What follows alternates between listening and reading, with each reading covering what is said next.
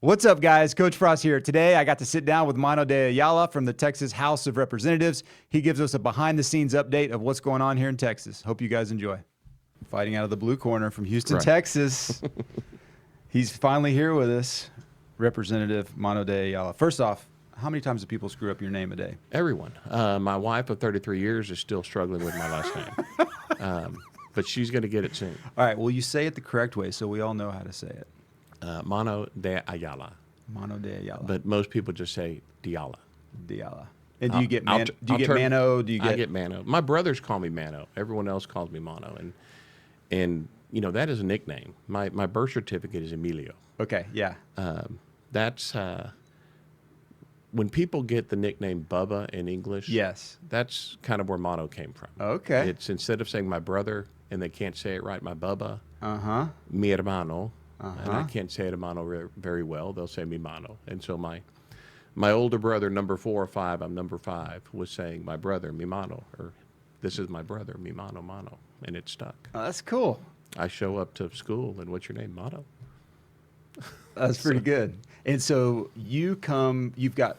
there's 5 of you, jock, athletic, football playing brothers with parents that came here from Cuba after the second brother, there was 2 kids born in Cuba and then more here. Tell me about that. How'd your parents make the call? What was that life for them? What was their life like over there, and why jump over here? So my parents, born, raised, married in Cuba. My 2 older brothers were born there, and then this mean bearded man came in, told a lot of lies, took over the country, and then his lies were discovered. So my parents fled that communist country in 1960. Okay. My dad went back. The CIA led Bay of Pigs invasion and fought in that invasion. It didn't turn out so well. But what that did was, when that was over and after months he was able to find his way back home, is to realize this wasn't a temporary place, this was our permanent home. Wait, sorry, let me back up. So he was there with the CIA?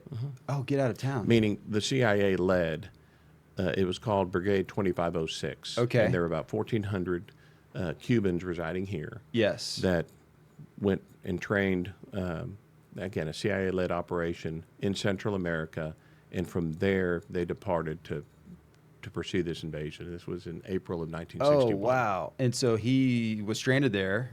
He was. And it took him a couple of months. 3-4 months, something like that. Was that something he talked about much, or was he like one of those World War II guys that never said anything? I mean, it seems like all people that have been in significant combat, they don't want to talk about it. We want to know about it. We want to understand. We want to try to know what it's like. Yeah. But no, we would have to pry it out of him whenever we could. So. Wow. So he did whatever he had to do to survive for a couple of months, and then made his way back here to the States. Yeah. And was your mom here in Houston at the time, or elsewhere? Back then, the Ellis Island was Miami.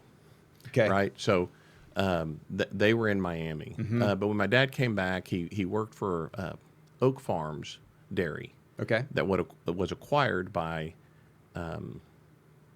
Southland Corporation, which is 7-Eleven back then. And so we moved to Dallas. Okay. I wasn't even born yet. I was actually born in Dallas. Okay.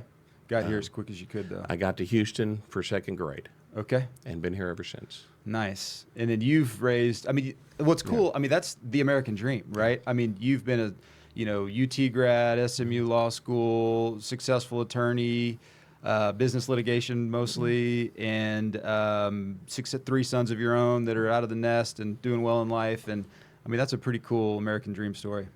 So growing up here, my peers were like your peers growing up here. But one of the things that's I guess my good friends understood when they're over at the house a lot growing up is, when my parents came over, I mean, they came thinking it was temporary. They were going to be going back. And when the Bay of Pigs failed, they realized this was their permanent home. And they were so blessed to have this country that would embrace them, and more particularly this area, this community, this state that embraced them. And they came with nothing. Wow. They were educated, Dad worked, made it work, and made his way here to West Houston. And at the time, all he wanted was to find, what's the best school district? Because the culture is your kids go to Catholic school. Okay. Well, financially, that wasn't going to happen. Right. So what's the best school district we can get into? Spring Branch seemed to be the mark. This is where they waited and tried to find a place to live. They did, raised us. And again, 5 sons in this place, in this country. You have a doctor, you have an engineer with an MBA, heck, even a professional football players. Cubans don't just play baseball, I guess.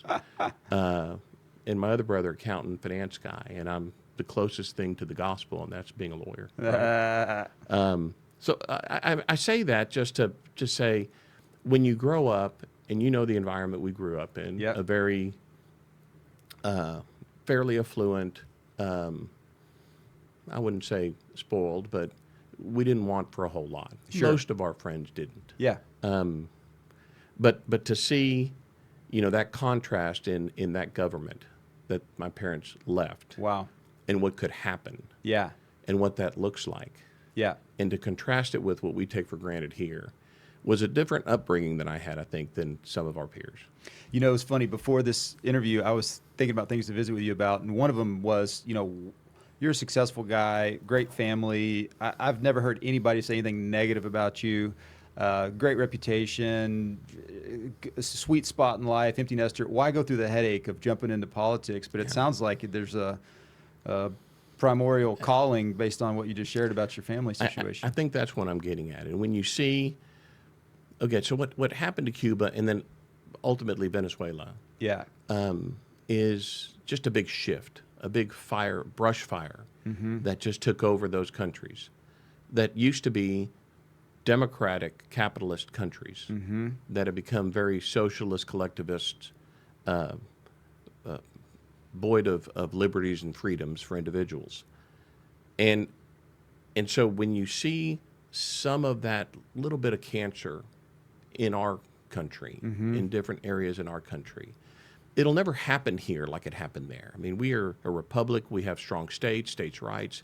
So that brush fire's got to go through the states, and it ain't ever going to go through Texas, right? Yeah. But coming here with that mindset and saying, okay, how can I say thank you? How can I serve? How can I give back? That time when I was younger, I always thought that I would do some military service. I borrowed a heck of a lot of money, and I said, no. I did have some lengthy interviews with the CIA that I would have done. The way the CIA interviews you is they have you take tests. They ultimately, if you pass this and this, they bring you to Langley. And after your interviews, they say, if you hear from us in 6 months, you'll know you're hired. If you don't, you know you're not. Okay. So I'm still waiting on that You're call. still waiting on the call. But my point is this, is that service piece to the country, not just neighbors, communities, that stuff that we all think about and do, was something that I wanted to do. And when this opportunity came to do that, again, I don't want to do it for the sake of doing it. If there's a need, yes. Yeah. So when this opportunity came, I really thought and felt that I had something to bring. I had some skill sets. I had some history, some experiences that I think would be valuable for this. Yeah, and your perspective, right? Yeah. Having grown up with parents that moved here just makes you have a whole better appreciation for this place than someone who's third or fourth, fifth generation Texan or American. Or I think the word that sums it up is this. There is a gratitude that I have, and I think I can speak for my brothers and my parents. They're gone now, but there's a gratitude that we have that I think is a little different than most people. yeah, for sure. Yeah. For sure. So, And then what was it like? I'm not a very political guy. I don't even watch the news really anymore. I just see stuff on Facebook or Instagram, or my dad will call me and say, "Did you hear about it?" And I'm like, "Nope, I did. I'm waiting for you to tell me what's going on." it makes for a happier life. It by the way. does. It's great. So what was it like? Jumping out of the frying pan into the fire, so to speak, right when you got involved. Well, so it wasn't foreign to me. So Okay. I had spent a decade or more prior to this working in what I call the cause. I was active with a group called the Sea Club of Houston, another one, Houston Region Business Coalition, very involved with Hispanic Republicans of Texas. And so we worked on candidates and policy. And with the Sea Club, if you remember, I don't know, 8-10 years ago, we had this scare. The city's going to go bankrupt. We have this pension liability that's just insurmountable. And we worked through the Sea Club and other business groups to really work with the legislature on finding a solution for that. And there was legislation passed. And so we'd gone through the process, and I'd worked with the legislature on the outside on some things. So it wasn't foreign to me. It just was, I was always on the outside working and not on the inside. Got it. So you knew your way around a little bit. Bit. And then one of the things that would prevent me from running for office would be immediately half the people don't like you. I know. What's that like? Well, right? I mean, there's an immediate, you haven't even done anything yet, and they just don't like you.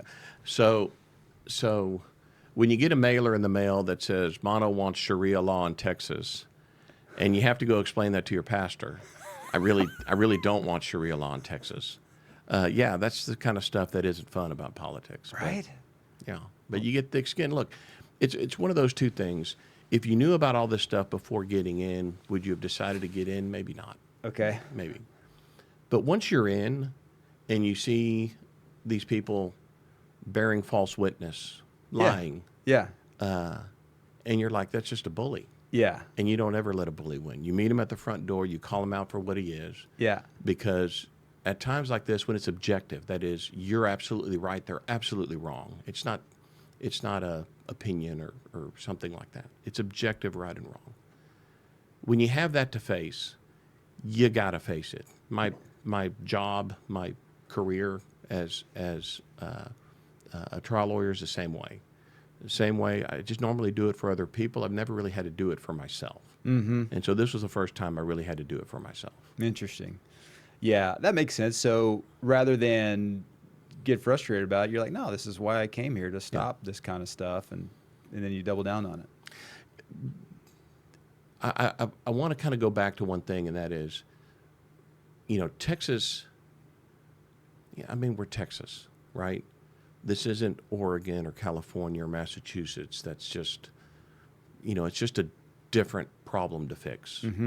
I think a horrible problem to fix. In Texas, we're doing pretty well. Sure. In a lot of ways. Sure. But we don't tread water. We got to make things better. Things come up. We've got to be responsive, reactive. We got to improve on everything we do, because so many of these other states look to us. We lead in so many ways that if we don't continue to do that, don't rest on your laurels. We got a lot of ground to make up in some areas, but getting with a team, and again, the legislature is a collaborative process. You've got to win hearts and minds for your cause. You've got to be articulate to say why this isn't a good idea, and so forth and so on. And it's not necessarily partisan on every issue. It's partisan maybe on 20-25% of the issues. The other stuff is just blocking it. Yeah, I mean, like infrastructure stuff, people get. Yeah. I was reading in your newsletter about, the 1969 is when our water pump system was created, and it's been, 60 years? It's time to re-up that. That doesn't seem like a real bipartisan issue. That's time to spend some bucks and get a better water system. Government's supposed to do actually some things, and they're supposed to do it very well. We argue that the government shouldn't do certain things, and that's right. The government shouldn't do certain things. But what we do, what we're supposed to do, we should do it well and efficiently. Yeah. So, okay, so for a guy like me that doesn't know much about politics, but I'm trying to understand how much of what I'm hearing is conspiracy theory and how much of it is sort of legitimate. When you hear like Soros is funding all these people across the land to try to win these local elections, and then you hear from the left about the right here in Texas, there's a couple of hardcore Christian dudes that are funding stuff, trying to get all the stuff changed with the schools. I mean, how much of that type of stuff is just sort of rumor, and how much pressure is there on people I guess the question I'm asking is, how much power does one rich guy really have in this space? The reason it's hard to answer that question is because there's some truth in all of it. There's typically a lot of hyperbole, and there's a lot of exaggeration. There are these couple of billionaires in West Texas that are trying to control, in particular, the Texas House. Okay. And they've made a no bones about it, and they've been working on it for 15 years. Yeah. And they've had some successes in some of these races. That's why you often hear, and again, House races are very local. It's 185,000 people. My district is Highway 6, Chimney Rock, I-10 to Westheimer. Yep. It's a rectangle. Yep. Some have, it's 10 miles by 3 miles. Yeah. Some folks have several counties. Okay. But the population's the same. Right. And so to win one of those races just takes less money because the radio, the TV, the mail, you can affect things with less money. Got so it. that's why people target the House more than anywhere else. Versus a another Senate form. seat Yeah. is 5 House seats. 5 House seats. Congressional seat is 4 House seats. Dollar-wise. In population. Oh, population-wise. I got you. Which translates into dollars. Got it. So that's why the House is always being picked on. Because it's cheaper to buy a House spot than a Right. Senate or something like that. And do you think that's just a function of, I mean, I don't want to say our system's broken because like you said, there's a whole lot of stuff going really well. I mean, you drive down I-10, it's humongous.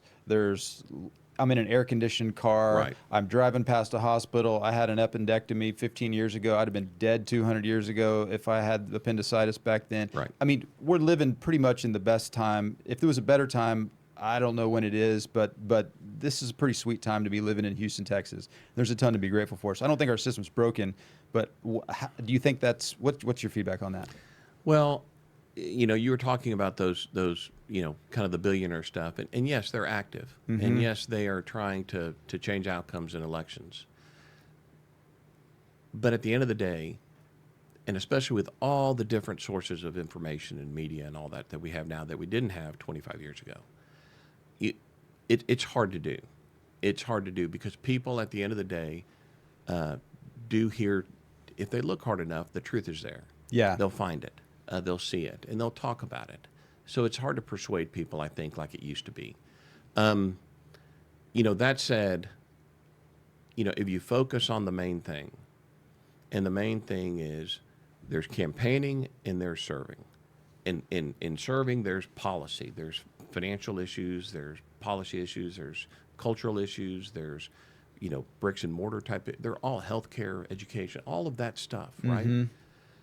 That's why we do this. We do this because we want to step in and make sure, first of all, don't screw it up. Right. And second of all, how can we make it better in a way that makes sense? And, Yeah. the reason the House seat is so important is because we're so close to the people. Sure. We can actually talk to them. Yeah. I because can they're email your office Yeah. and you'll respond. Yeah. That day. Yeah. Thank you, Deanna. Shout out to Deanna. And that's how it's supposed to be. Yeah. I get great ideas from people in our community. And this is, again, this district, as small as it is geographically, think about it. It's got 4, 5 different cities, City of Houston, the villages. Yep. It's got the energy corridor. Yeah. It's got, headquarters of Gulf States Toyota, Cisco Foods, a lot of energy folks. Sure. And then it's got, these 2 districts, school districts, SBISD. I'm about half of SBISD. Yeah. And half of my district is HISD. So you have all these different things going on. And you got to be listening because you've got to, it's almost like the interim before session starts is off season, right? Okay. It's, I call it the off season. You better train, you better get ready because when the season starts, January 10th this last year, you need to be off to the races to making sure these priorities get heard or we don't go backwards. Yeah. That's the fun part. The campaigning part is also pretty cool because you get to talk one-on-one with people Sure. and listen. And another comment, my wife will disagree, but I actually do listen. Yeah.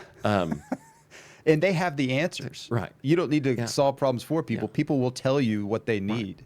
Yeah. But they also are asking for information. What I love about these conversations is Yeah. I wish I knew how the sausage was made and kind of the inner workings of it when I was not elected. Sure. I wish someone would have told me about that because Right. that's interesting to me. Yeah. And so I try to share some of that as much as possible. We have, 150 House members, 31 senators, and a governor. All three of us need to get together to pass legislation, whatever it is. Yeah. And so you have to work with people. Yeah. And you may not get 100% of what you want, but the very, very good, don't let the perfect be the enemy of that. Yeah. And so doing that is also relational trust. People need to know, do you know what you're talking about? Do you know the subject matter? Can I trust you when you're leading on something? Yeah. And you have to do the same with others. So Yeah. that relational piece is also good. And do you think I think I listened to that other podcast you recommended the other day. It's $600 a month, I think, is the pay that you get for doing this job where you're in Austin 5 or 6 months out of the year. To me, that seems like Every other year. every other year. Yeah.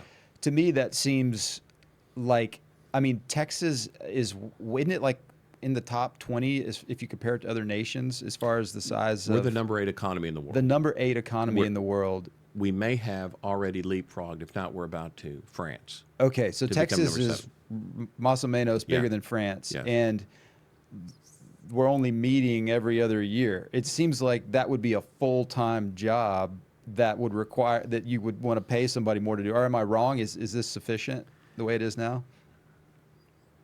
There are pros and cons. Okay. But I will tell you this. We can get it done.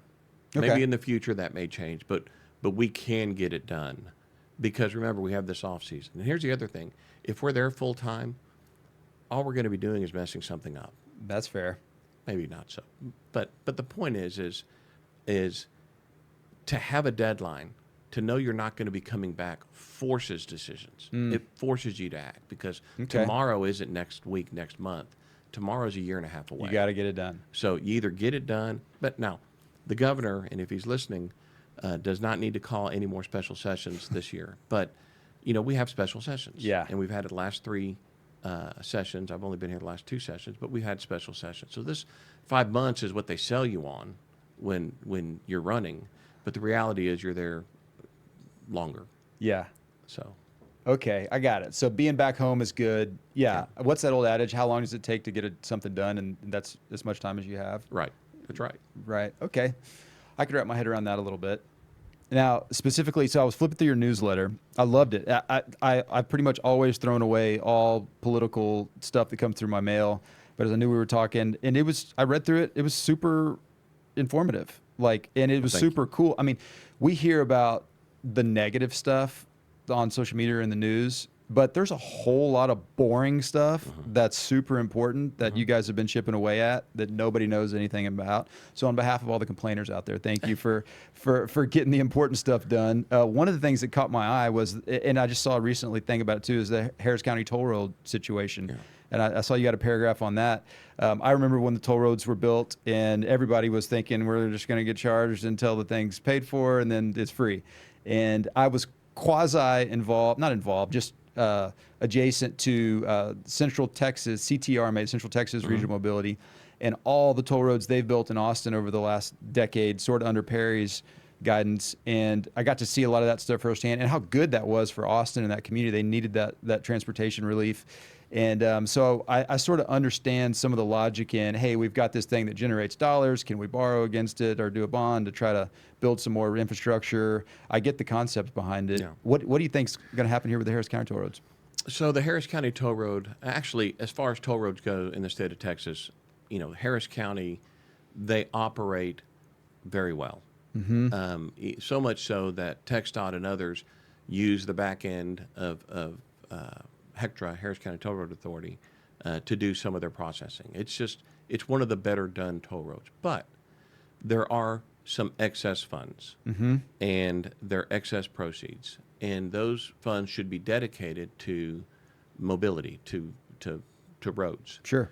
And what happened was when they changed the commissioners' precincts, they redrew them, they put the bulk of these roads in one precinct, in Commissioner Ramsey's precinct, but yet when they divided those dollars, it was 25, 25, 25 out Okay. of the 4 precincts. So one of the things this legislation was supposed to do, and actually didn't pass, but effectively this part they did on their own because of the legislation, was to allocate those monies so that we have real road dollars going to county roads and maintaining those where those roads are.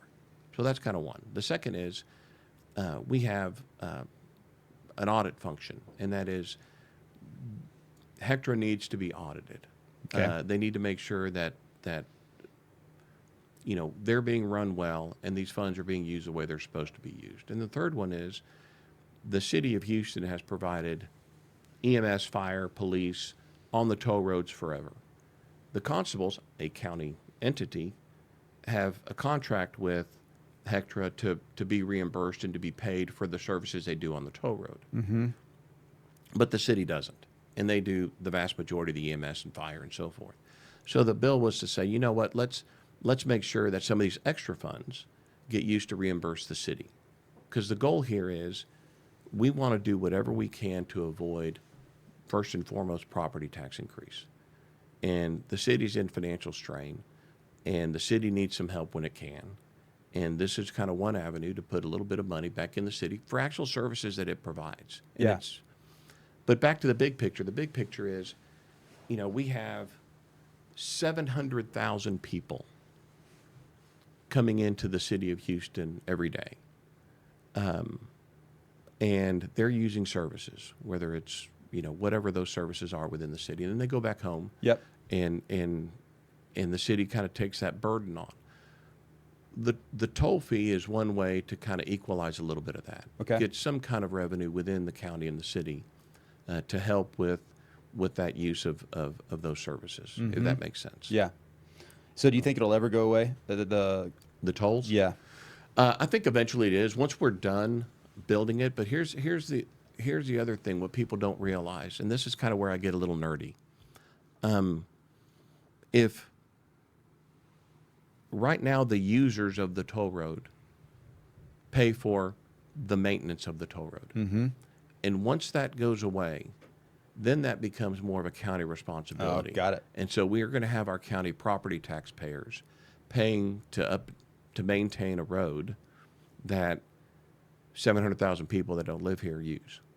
Right? So I say that just because very few people think of it I that never way. thought about that. Sure. But yes, to reduce the toll, to make sure we keep bringing it down, absolutely. I think that's the goal. Awesome. So, Well, I saw also in here, you talked a lot about schools. There's been a lot of progress with schools. I was just did a quick Google search. There's like 180,000 kids, according to Google, in HISD. There's like 180,000 people in the United States Marine Corps.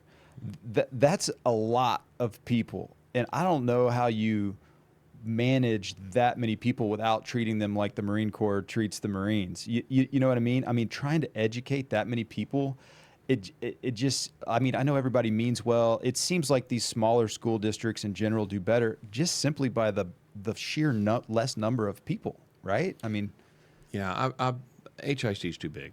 yeah. It's too big to be centrally managed like that.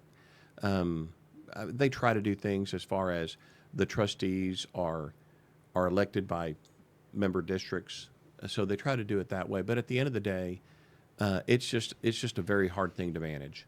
That something that large. I personally would love to see HISD broken up into multiple school districts, 2 or 3. Is there talk of that? I mean, has that been kicked around? I know that there's been some talk, but I don't know how serious that talk is. Okay. And I don't know if the folks that have really lived the issue with HISD, I think there are many that think that it can be improved and their problem solved without doing so. And again, there's some areas where people just live, academics, curriculum, really understand the student, Yeah. those issues, and I lean on some of those folks because I coached. The closest thing to teaching that I've done is 15 years of youth football, and I just called that an outside classroom. Right. So, love seeing kids succeed, love seeing them learn, love seeing that light bulb go off. Just love it. If I wasn't doing this in the State House, I'd be trying to find an SBMSA team to coach right now. I love Because it. I drive by and I see them on the field, and I'm like, golly, I wish I'd be out there. I know, isn't it fun? Yeah. Oh, it's a I love it. blast. I'm Coach Frost to so many kids around here, Yeah. whether it's on the mat or the Yeah. soccer fields or whatever. Yeah. It's a cool thing. I've really enjoyed that as well. Back to the schools. So these charter schools have done so well. Every time I go do a site visit for KIP or one of these other charter schools, I'm always so impressed by the success they're having with these kids. Do you think more charter school opportunities are the solution, or? So that was that's what we did as a state years ago. Is what do we do? Because look, this country, free markets, capitalism, it works because I can build a better mousetrap. Here's competition. I can do it better. And the better product succeeds in the marketplace because there's competition. The problem with public education is, especially those that are, kind of more economically disadvantaged, is their geographic, they're stuck. So that school better provide what they need because geographically, financially, I'm stuck with this school. Then you have charters. Yeah. And now I have some choice. Yeah. Well, I can go choose this over this, which is good. Yep. And this last session, what we did is we took it to the next level. And we said we're going to allow parents to have a education savings account to be able to use to a private school. Is that the voucher thing? Yes. Okay, got it. What's been, so that passed, It did. and then is it like in motion yet, or It does is. that take a little while? What's been the outcome of those so far? No. Let's say the legislation passed. It's in process. It won't happen until the 27 school year, I believe. 26 school year, 27. I'm blanking on that. Blanking on that. So, But it's not happening this school academic year. It's the next not academic. in the next couple of Yes. years, we'll start to see that get This rolled next out. academic year, it'll come out. Now it's stair stepped. Yeah. Because it's stair step based on the income of the family, Okay. special needs of the family. Meaning, children with special needs. Yeah. Those are kind of at the top of the list, and that money is supposed to run out. This first phase, it's kind of a waterfall. So there's $1 billion set aside for it. And like anything else, you need to go and work through. This process is going to be a significant change in how we've done things. So to open it up full is going to create some problems. It's going to create these unintended consequences. We're going to see all. So this is being staggered to where it'll be $1 billion this session, this cycle, All over Texas. over Texas. Got it. And then it'll increase from there. Got it. The reality is there aren't enough seats in private schools to take on very many children right now. This Sure. is something that's going to take some time. Yeah. I know that's been a super controversial topic for even a lot of the Republicans were raising their hands about it and upset. For me in general, when I see these big school districts like HISD failing and I see these smaller charter schools, the shift to putting education in the private sector makes sense. I mean, even just look at space. I remember when everybody had a cow when Obama cut, the space program. And now look at it, like it's way better in the private sector. Just in general, government and its inefficiencies, the less government's in charge of stuff, the better the outcomes. Yes, there's some things government has to do, right? And Sure. there's a standard. And the message we send, especially this, we did more funding for public education this session than we have, even in inflation-adjusted dollars, than we've ever had done before. So this isn't a knock on our public schools. This is another tool in the toolbox. This is, there's some school districts that are performing so well. And I'll tell you, for example, I started my oldest son at a private school when he was real young. And once we moved into the district, we took him out into public schools. We prefer public schools. I prefer SBISD for my kids. Sure.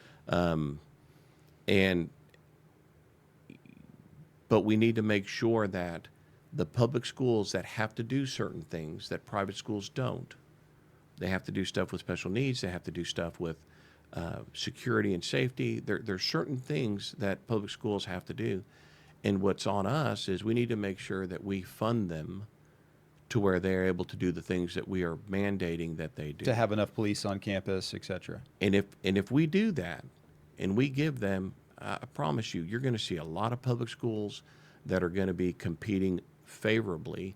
And you think actually, so, huh? That'll. Oh yeah. Just because they're underfunded is a lot of the issues. No. I don't mean to say it that way. What I'm saying is now you have a market. Now you have a certain amount of dollars going to a private school. Now you have something to measure. Okay. You have something to compare to. Okay. And what we need to make sure is that we fund our public schools in a way to where the things they have to do that this private school may not be required by law to do, that they are funded enough to do that. As long as we do that, I think we're going to see iron sharpening iron, better outcomes for the kids. At the end of the day, what's the goal? The goal is outcomes for the kids. Yeah. The goal isn't let's pay teachers more. Now, if to get better outcomes for the kids, we need to pay the teachers more, we need to pay the teachers more. Right. You follow what I'm getting at? Yep. But the goal in and of itself isn't that.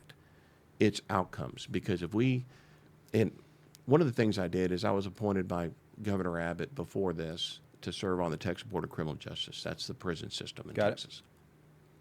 And in there we have a school district called the Wyndham School District. And I guess kind of tongue-in-cheek, half joking, I would say, we need to do a very good job in our public schools in Texas so that they don't become students at the Wyndham School District. Okay. Right? Yeah. And I don't want them to be students at the Wyndham School District. Yes. So my point is public education is going to be very active in the next 2, 4, 6 years. We need to make sure that we keep making the improvements we need to make. I mean, that's what we need to do well. And it's not just funding, right? Yeah. Funding doesn't necessarily yield outcomes, but it's targeted funding. Our targeted funding was classroom-related funding, classroom outcome funding. Yeah. So I just got through. It's still in the elementary school years with one of my kids, middle school years with my oldest child, and so many of friends and family members have kids that you would label them as ADD or they need to be medicated, they need to sit still. Like making a kid sit at a desk all day is torture, especially for some kids. And if there was more places like a Montessori type environment where kids can move their body around and still learn and do stuff, that doesn't really exist in the public school that I know. I'm sure that maybe there's some great programs out there where that is the case, but not at large. And I think that just having more opportunities, I'm sure there's going to be some turbulence for these first couple of years with the voucher thing coming out, but in the long term, I think that's going to be a pretty good thing for everybody. Giving parents a choice ultimately, and it's got to be good.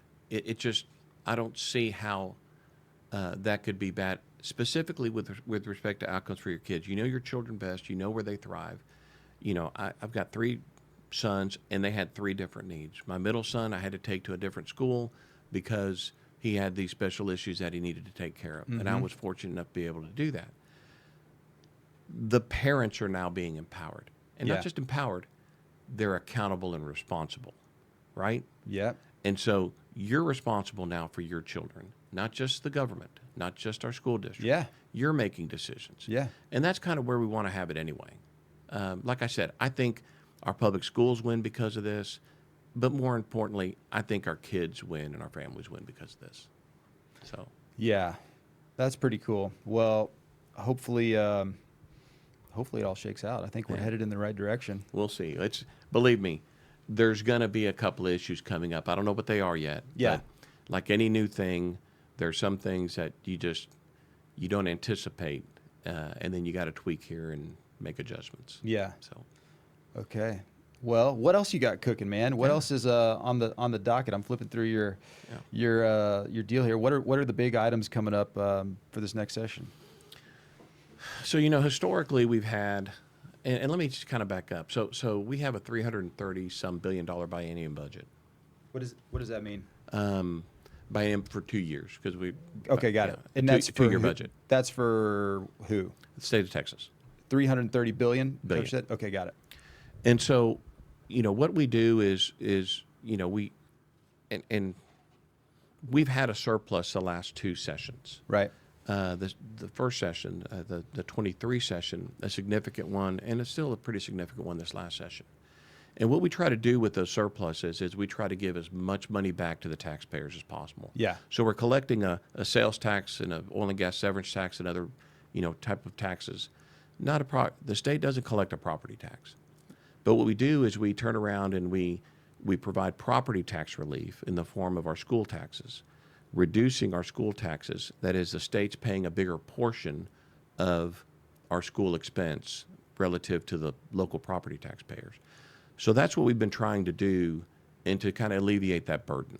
We don't want our folks renting their homes from the government with these taxes. Sure. So that's kind of the first thing we try to do is how much can we take out of the surplus and apply to that? How much was the surplus? Do you remember? This last time was close to 20, the time before 30. So what we'll do is, and that's in the billions. Yes. Yeah.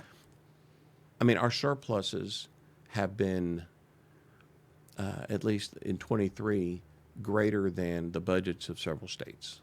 Where we've got more extra money than some Yes. states have total. So constitutionally, we can't spend a certain amount of money. We're tied to a population growth plus an inflation, and then other metrics of spending. So we can't spend. What we try to do is give as much back in property tax relief, but to do so is a little bit difficult and challenging because we need to project, can we keep doing it? Because the last thing you want to do is get a property tax cut, and then 2 years from now, we're going to raise your taxes Gotta hike because we didn't get enough revenue. Yeah. So put that where that is. That's what we try to do, and then we try to do these one-offs. We don't want to grow government. There's some things that have to grow. I mean, we have inflationary pressures in our government like we have everywhere else, wages and that sort of thing. Yeah. But we do the one-offs, making sure the grid's more resilient, putting more dispatchable generation on the grid, fixing water stuff. We have water supply issues across the state, not so much here, but we have a lot of leaky I don't know, pipes the here. Memorial Villages, dude. We got to do something about the water there. Yeah. I think I'm like now a water snob when I go to a restaurant right here along I-10. I'm like, bottle of water, please. Because I don't even know if they're on the village water or not, but I'm not risking it, man. That stuff clogs my pipes at my house. I mean, it's bad. Well, you're talking about quality. I'm talking about availability. Okay, got it. But there's a lot of places in the state. Over 1,000 people come to Texas every day, and they don't bring water, roads, classroom seats. They don't bring that stuff with them, electricity. We have to make sure that we're thinking 20 years ahead and make sure that we continue to be the economic engine. Again, Houston is in the Houston area is the economic engine of the state of Texas. And the Texas is, pretty much one of the economic engines, if not the economic engine for the country, at least here in the last few years. So we've got to keep being vibrant because these things that we complain about that are the silly things, we get to do so because we have a level of prosperity that allows us to do so. Right. But we need to have these opportunities. Again, for those kids we're trying to educate, they need to have good jobs, careers, things that will provide living wages for them going forward. So all that said is, what do we do in government now? What role does government play in that? And that is, we help make sure that we don't have a Uri again.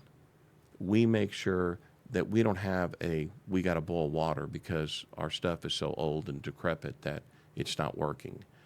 We need to make sure the city of Houston isn't leaking 25% of its water out of some pipes.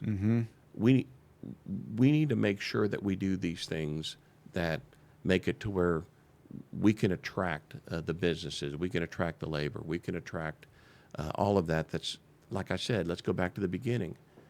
That's made it so possible for my family to have the success that it's had. Yeah. So that's what it's about. If you boil it down to it, that's what it's about. Well, that's pretty cool. Yeah. Tell me a little bit, again, not very educated on the kind of the voting process. And I think you mentioned right before this, how many things do y'all vote on every session? So there are roughly 9,000 bills and resolutions filed every session. Okay, 9,000 bill. And how many pages would a bill or a resolution There be? could be a one-page bill, and there could be a 400, 500-page bill, and everything in between. But about 1,000 become law, roughly, a little over 1,000. Okay, so how can you possibly get educated on 9,000 different things? It's, first of all, you see a lot of them up front. A lot of them are filed before session starts. So you have some time to review and go through. You have phenomenal staff, Okay. which I have phenomenal staff. And you also have... How big's your team, by the way? well, during session, we're 3 and actually 4. 4 in Austin. No, 3 in Austin, 1 in Houston. Got it. But it's all hands on deck. It doesn't matter where you are geographically. Yeah, okay. Everybody's working. Yeah. Okay. And we're getting through all this stuff as best you can. And then you got to rely on some people. That's what I say, the relationships within the House, and even between the House and the Senate are so important. Yeah. Is because if there's something that's a subject matter that you just know this guy's the guru on it, and you know where he is on it. And you follow his lead. Well, you talk, you rely, you get synopsis. Oh, that makes sense. But we review everything. Not to say that we don't. But There's some complicated issues out there, especially with healthcare. Sure. So I would just think that it's physically impossible for anyone, Right. no matter how much staff you have, to review 9,000 different things. So then it makes sense. If I know Mano's good at the water thing, I'm following his lead on the water thing.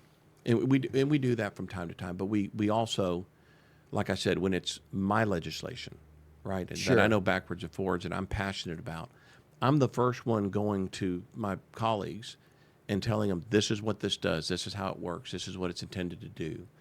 What questions do you have? So I'm helping educate them. They'll do the same with me in their legislation. Got it. So. What are some of the fun ones that you've worked on? We passed, like I said, a couple of things. Some of the financial ones was like the city of Houston. We're shy. We're short on police officers. Okay. The mayor's doing a good job trying to attract more folks. He does seem like he's doing a good job, huh? He is a public safety guy. He was very active with the prison system when I served on the board, and I saw kind of where his passion lies, and he is very much a public safety guy. Coincidentally, I was at Beck's Prime maybe this summer with my son, and my son watched all his YouTube ads. John Whitmire, he believes in people. That was his slogan. And my son goes, "Is that Mayor Whitmire?" And, he's 8. And I go, "Yeah, I think so, buddy." And he was like, "Oh my God." I hope he went and said Oh, hello. he did. And Mayor went totally out of his way. That's what he does every time. Found a pen in the restaurant, gave him his autograph on the business card with a note, took a picture. I mean, he was just really went way out of his way for an 8-year-old kid. Yeah. It was pretty cool. Well, he's very accessible, and he's available. Again, like I said, that guy's had a servant's heart since he was in college and he first ran for the state house. Yeah. And again, he's a Democrat. Yeah. Right? He's been a Democrat his whole life. So you guys can work together. Yeah, on a lot of things. Yeah, right. But yeah, just stuff like that. We funded 200 police cars for the city of Houston, and that was a rider that I led on. And that comes from what budget? Remember I said that we have these surpluses. Yes. And we try to give, it's almost like Bluebell, you eat all you can and sell the rest. Well, Yeah. We try to give as much as we can in property tax relief, and then Yes. we do these one-offs. Okay, this was a one-off. These are one-offs. So And- it doesn't grow government. It's not something we do every year. And so you were advocating for the state to fund 200 police cars in Houston. Correct. Oh, cool. And other people from their districts are trying to get stuff for their district as well. A little bit. But, Okay. But we're Houston. You're Houston. All right. I love it. We got more people. I love it. And just, a number of other issues. I help support a lot of legislation going on. A couple of mine that the Hector bill was one that I fought real hard for. We got technically 2 out of those 3 wins without the bill even passing. So think about that for a moment. Sometimes the bill doesn't even have to become law, but because the threat of it and the scuttle and all the media attention and pressure that comes from it, people self-regulate. And that's kind of what happened with the Hector bill. But I had 3 or 4 or 5 other pieces of legislation that got signed into law. Some had to do with elections. Some had to do with, legislation. For example, Harris County. One of the bills that I filed is we haven't had a new civil district court in Harris County since 1985. Okay. Think about that. With the We've population growth, we need more. Over 1 million people have become residents of Yeah. Harris County since then. And so we added 5 new civil district courts because, if you can't get your cases resolved, if you can't get adjudication, the saying, justice delayed is justice denied. Mm-hmm. And so we moved to do that and some other things. And it's, like I said, this is blocking and tackling. This is how to make government run well. Our folks, our colleagues, our neighbors in Houston and Harris County, in 2026, we're going to see the times that it takes to get a case adjudicated go down from over 2 years to hopefully a little over 1 year. Wow. And that's what we're trying to do, is to make sure that we get these. And I'm not talking about criminal cases. These are civil cases. Criminal cases are supposed to move a lot more fast. Fair, speedy trial. Yep. These are civil cases, the civil disputes. So. Well, that's cool. So y'all got that done too. And how helpful, or is there, I hear the term like party politics. I don't even really know what that means, but how much pressure, on the left or the right, is there to vote with, like, everybody as a team? We're all going to, all the Democrats are voting for this one thing, and if a Republican votes, he's now a bad guy because he voted for the Democrat thing. How much of that is? There's a lot of partisan. I mean, a lot. Again, relative to the whole, it's not a lot. But these partisan issues are significant, and we have just ideologically, we just think very differently, right? Sure. We think, there's no place for DEI in our schools. There's no place for guys playing in girl sports, whether it's in college or high school or anywhere else. Sure. Those are the things that, how many people does it affect? Probably very few. But it's something that culturally we shouldn't be allowing to happen, right? It's not how everyone thought this process was supposed to work when it was intended that we were going to separate, men's or boys' sports from women or girls' sports. And if a Republican switched their stance and voted in favor of that on the Democrat side, how much flack does that Republican get from his fellow Republicans? I don't know, because I don't know of anyone that did. Okay. But in general, is it like, vote with your tribe kind of thing, or is it? No, I really think people just vote their conscience and vote their districts, and that's the important thing. Yeah. There's some things that are more important in my district than these rural districts. Okay. It's not a partisan issue, and we may vote separately on that. Okay. And we're both Republicans, so there's probably as much difference in voting because of being very rural and being urban. Interesting. Than there is partisan, at least as much. Got it. So you want funding for 200 police cars in Houston? Somebody else go, man, I don't want that. They might be a Republican because they want funding for something in their district. Okay. Well, like I said, we have this surplus, and the important thing to do is, what are the highest and best uses for this one-off, because we can't count on it again. And like I said, we talk about water, we talk about energy. We talk about these things because these are the things that we need to be thinking long-term on. And if we have extra money to put in there now, it carries. How lucky are we? How much did you see the headline, California's in the hole? How much? No. Was it trillions? Or no, was it billions? No. It was in the billions. It was in the billions. Okay, Yeah. okay. When it comes to California, I kind of do what you do, and that is I start turning off You the just TV. turn it off. Man, I'm out there a couple times a year for various things, and I'm driving around, and I'm thinking, what are they spending the money on? I mean, the roads aren't that much better than our. I don't even think they're any better than our road. It's like, they've got that giant state income tax as well. It's like, what is the money getting spent on? The exodus from California is real. Yeah, it is real, and it's and I've got clients and I've got friends who've started and built significant businesses in California, and they're leaving. So people I know personally for decades. Yeah. And they're telling me what they're saying, and it's very real. Again, we talk about this tip of the spear in the country. We talk about leading Texas, and we have these national legislative conferences, and so many times people are saying, I like how you did this, we're going to go do that. We're going to do it that way.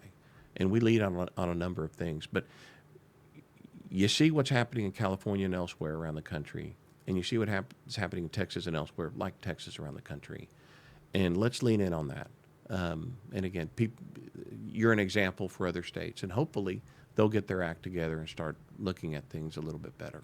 Maybe they're trying to run people off. They don't want to share that sunshine anymore, you know? Because Well, it's nice out there, man. Maybe they're just spending all their dollars and forcing people to leave to do that. But look, if I wasn't doing this, I'd be in a 3-point stance Saturday morning trying to teach someone how to fire off and block. And but either way, I'd be doing something. And this is a treat and an honor to be able to do this for our community, for the state. And I got to tell you, when you drive every day and you see the Capitol, sometimes, these really long days. When you got to get it done in 5 months. There's a lot of midnights on the floors. Sure. And when you're driving up there and it's dark and you see it lit up from this certain angle and you park in there and you're saying, I get to work here. I get to come in here and try to, like I said, first thing, don't screw it up. Yeah. And try to do some good for our community and our district. You're in awe. I mean, how the heck did that happen, right?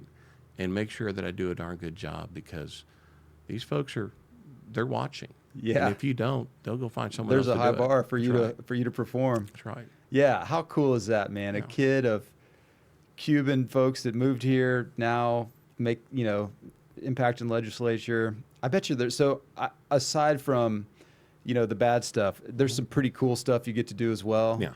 I mean, I see some of these pictures here. You're with, kids' schools and military folks. And I mean, I'm sure there's some cool stuff you've gotten to do, huh? Yeah. The great thing is if you like to learn new things, you can get a subject matter guy, knows this stuff backwards and forwards, a CEO of this or that on the phone, and get the short version. What does this mean? Explain this to me. They'll take your calls where otherwise they probably wouldn't have taken your call. So if you love kind of a sponge like that, you get that. But the reality is some of my colleagues in the House, and in the Senate too, but let me just focus on the House. I mean, the guy that runs, that heads our appropriations, our $330-something billion budget, he's a brain surgeon. That's what he does for his real job. Right. And then he's dealing with our budgets here at $600 a month. Right. I mean, there were 4 veterinarians last session. There were just a number of phenomenal, incredible people that are coming here and have they got servant hearts. That's who you want. Yeah. Yeah. Don't get me wrong. There are a couple of folks that have the me attitude, but I'm just telling you, it's not the majority. Yeah. It's by far the minority. Are just good folks Yeah. with good families that want to Yeah. give back. The kids are getting, I mean, whether people like your view of politics or not, Right. you're the perfect kind of guy that's been successful in a field and raised a family and, is kind to his neighbors. And I mean, that's who you want in these type of positions. What I'd really like to see, though, in this kind of what we see around the country and even locally, this polarization, divisiveness, I want to see more people find a way to disagree without being so disagreeable. And that's what we do. I mentioned to you this DEI bill. Yeah. I'm on the House floor, and there is a Democrat that literally is in tears because this vote is not going to go their way. Yeah. And at the end of the day, we're having a beer together. Really? Yeah. That's cool. That's what we get to do in Texas. Yeah. There's pressure to have us look more like D.C., a lot more polarized. Yeah. Now, don't get me wrong. Has nothing to do with policy, ideology, and voting. It's the manner in which we do it. Yeah. We'll still disagree on all these things. I mean, I'm a unapologetic, conservative, limited government guy. Yeah. That's who I am. Yeah. And I don't think government's role is in a lot of places that other people think government should handle. So we're going to disagree on a lot of things, but it's how we disagree that matters. And I'm going to keep doing it my way, because if we don't do this, if we keep splitting us apart, I mean, when are we ever going to come back from it? When's the pendulum going to swing to where we kind of unite? Is it going to take another national catastrophe where we all kind of come together again on something? Right. Or what is it going to be? But like I said, if you look at my social media, you're never seeing me throwing mud at a lot of people. Yeah. Dressing people down or that sort of thing. It's not my style. Yeah. I don't like to just bluster and talk. I rather just sit, roll up my sleeves, and get things done, and hopefully it's the right thing to do. So I was really encouraged by the Trump-Bill Maher dinner Yeah. at the White House. I mean, if those two guys can sit down and have a cordial dinner, I mean, as much mud as they've thrown at each other over the years, I think just more people doing that kind of stuff I agree. would really help, you know? I agree. But Bill Maher, give him credit. He slams Democrats, he slams Republicans. Of course, he slams Republicans more. But when he slams Democrats, he does it in a pretty good way. And his humor, Yeah. I think it's very well received. Yeah. So, Well, Mano, yes. thank you for coming here, and Appreciate thanks it. for the job you're doing. And again, on behalf of even the people that are whining and complaining about some of the stuff, it's if people take the time to read your newsletter, I mean, it's clear that you guys are working on some really cool stuff. And I mean, we've got a surplus. This is a great place to be, Houston, Texas. I mean, if the Allen brothers could see us sitting here now with no mosquitoes and no malaria and whatever else was happening when this thing got going, man, just what a cool place to be here in Houston. We're blessed. Yeah. And I appreciate you having me on. Yeah. And if people want to check out your social media, your website, they can just type your name in. I'm sure it'll all pop up. There are not a lot of Manos out there. All right. All right. All right. Well, thanks, everybody. All right. Thank you. Bye, guys. Thank you.